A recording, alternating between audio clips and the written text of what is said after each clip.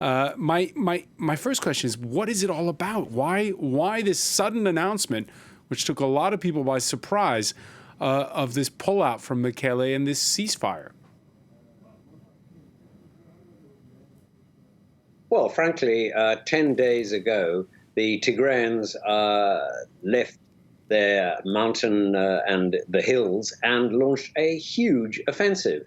And they've pushed back the Eritrean, the Ethiopian forces. Then yesterday, the Ethiopians sent planes to take most of the money out of the banks of the regional capital of Tigray, Mekelle. And then the government just frankly pulled out because they were about to be overrun. So the people celebrating in the streets of Mekelle, is that premature? Can we expect some kind of response, perhaps even from the air? That is, of course, always possible. You can't rule that out. But let's not be mistaken. You know, towns all the way up to the border with neighboring Eritrea have been taken by the Tigrayans. And you can see images and video of people celebrating in all the towns.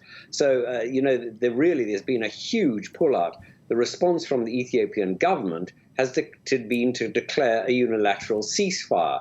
But the problem is there are still a lot of issues to be resolved. There are still troops on what the Tigrayans regard as their soil. And the Amhara, which is another ethnic group which joined the war on the Ethiopian side, have said if you take Western Tigray, it's a no-go. I mean, and that's just not possible. The Tigrayans are certainly going to want their territories back. Are we witnessing a balkanization of Ethiopia, that it could be headed towards some kind of breakup like there was in the former Yugoslavia in the 90s?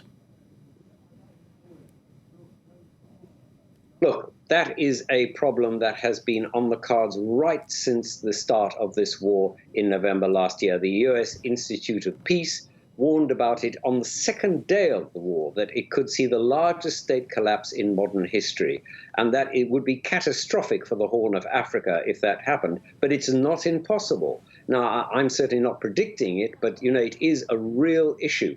But the biggest problem at the moment is that there are 900,000 people who've been identified by USAID, the American aid arm, as being on the verge of starvation. What we need now is for the ports of neighboring Eritrea to be open so that aid can flood in. The blockades that have been in place in Ethiopia needs to be lifted, and food needs to come in from Sudan. If that happens, then this famine can be avoided. But otherwise, we're going to see a famine similar to the one we saw in 84, 85, when there were 400,000 people dead.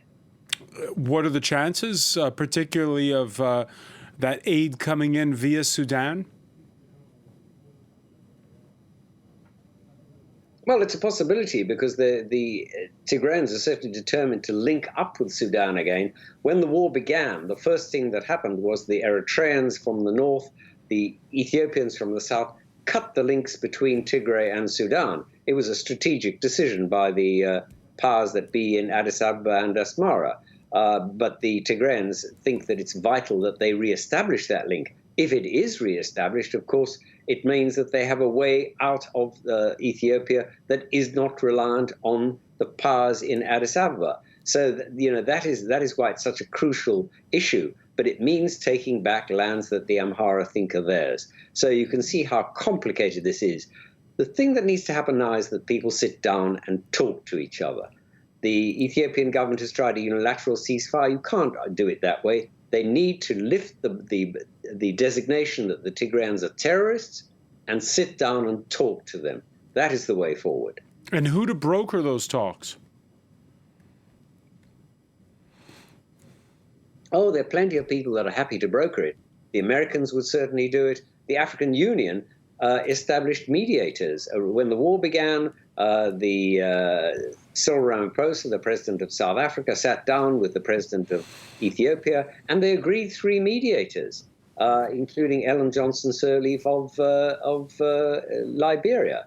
And then the prime minister of Ethiopia, who really is the power, just said, no, I'm not negotiating with anybody. This is a law and order situation. We will deal with it as such. Well, 8 months later, he's just lost the war.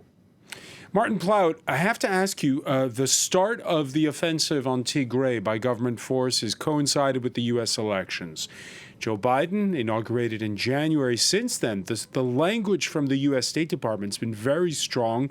Just a few hours ago, one senior State Department official warning that Ethiopia and Eritrea should anticipate further action from the United States if this doesn't result in the improvements that you mentioned, that is getting food aid to people.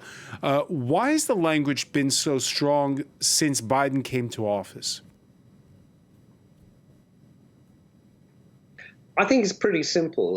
The Tigrayan community, the Ethiopian community, and the Eritrean community in the United States have strong voices. They're part of the Black Caucus, and they have been mobilizing very vigorously in the United States to try and lobby their congressmen and women. And of course, that does, come through. Of course, they are also lobbying on the Ethiopian government side and from the Eritrean government in the opposite direction. But at the moment, I would say that the Tigrayans in particular have really done an extraordinary job in mobilizing opinion so that people think that they really have to come behind the Tigrayans in what is a desperate situation. I mean, we really, the idea that there will be hundreds of thousands of people dead, as there were in the 84-85 famine, when 400,000, 500,000 people died in Tigray.